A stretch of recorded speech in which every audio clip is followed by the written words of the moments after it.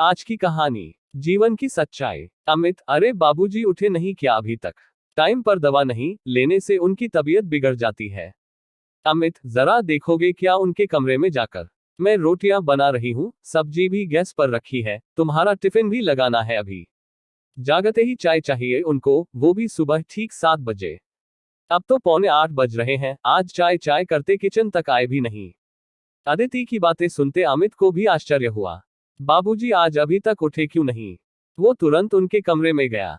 बाबूजी अभी बिस्तर पर ही थे, गहरी नींद में। अमित ने उन्हें आवाज दी, बाबूजी उठिए, 8 बजने को आए। आज चाय नहीं पीनी क्या?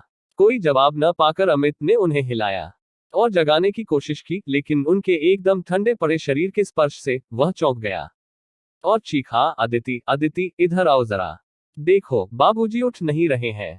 रोटी बेलना छोड़, सब्जी की गैस बंद कर। अदिति तेजी से बाबूजी के कमरे में पहुंची। अमित को कुछ सूझ नहीं रहा था। बोला, अदिति, देखो, बाबूजी उठते नहीं हैं। अदिति ने भी कोशिश की मगर बाबूजी न जागे। उसकी आंखों से अश्रु बह निकले, फिर खुद को मानो सांत्वना देती हुई वह बोली, जरूर रात की दवाओं के असर से गहरी नींद में है। ठहरो, मैं डॉक्टर को फोन करती हूँ।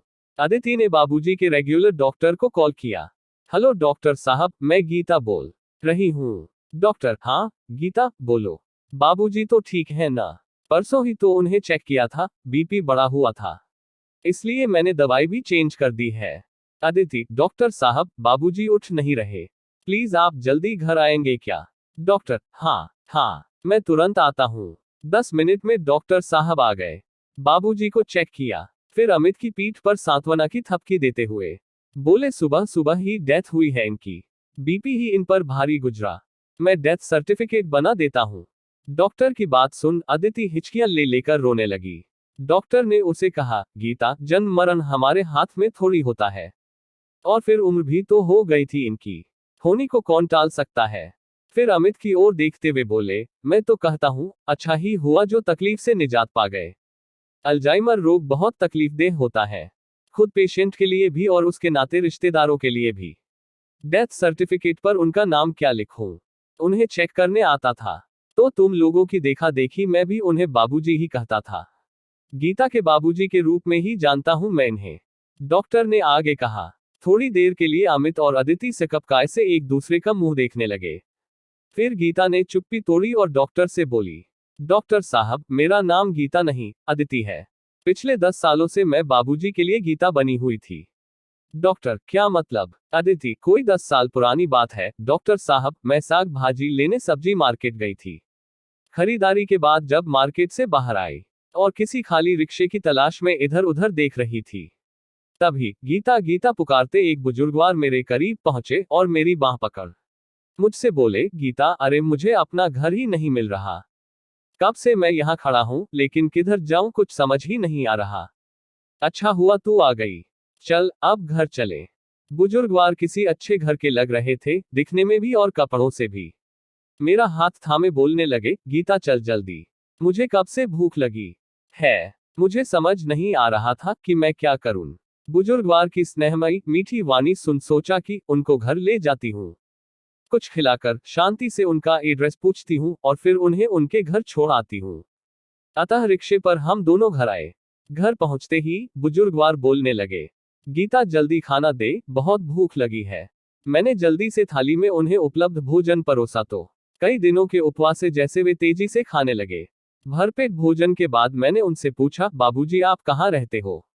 याद है क्या आपको? चलो मैं आपको आपके घर छोड़ आती हूँ।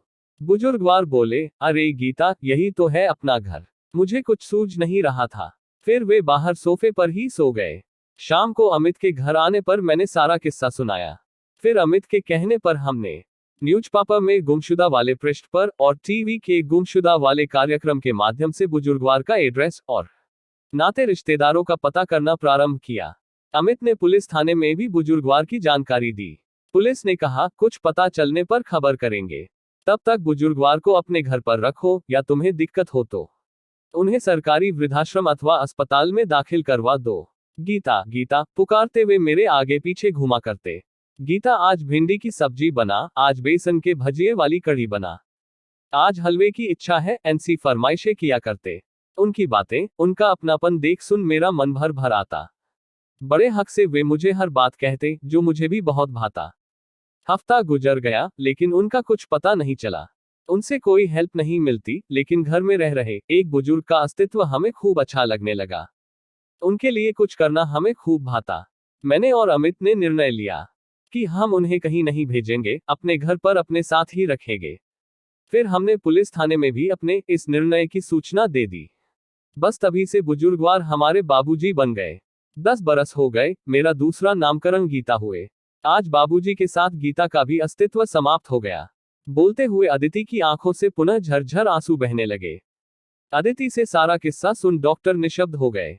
थोड़ी देर बाद बोले, इतने सालों में मुझे जरा भी महसूस नहीं हुआ कि ये तुम्हारे पिता नहीं बल्कि कोई गैर है। सच कहूं तो अल्जाइमर बड़ा गंभीर रोग है। आजकल वृद्ध लोगों में यह समस्या बढ़ती ही जा रही है। आज के दौर में खुद की औलादें अपने माता पिता को साथ रखना पसंद नहीं कर रही। पैसे प्रॉपर्टी वसूली कर वृद्ध माता पिता की जवाबदारी से मुंह मोड़ लेने का चलन समाज में बढ़ गया है। दिनों दिन वृद्धाश्रमों में भीड़ बढ़ती ही जा रही है। लेकिन इसी समाज में आप जैसे लोग भी हैं, यह मेरे लिए बेहद आश्चर्य का विषय है। फिर डॉक्टर साहब खामोश हो गए। उन्होंने अमित और अदिति की पीठ पर प्यार और सांत्वना भरी थपकी दी। फिर बाबूजी का डेथ सर्टिफिकेट उन्हें सौंपा और डगमगाए आंखों से घर के मुख्य द्वार की ओर बढ़ गए।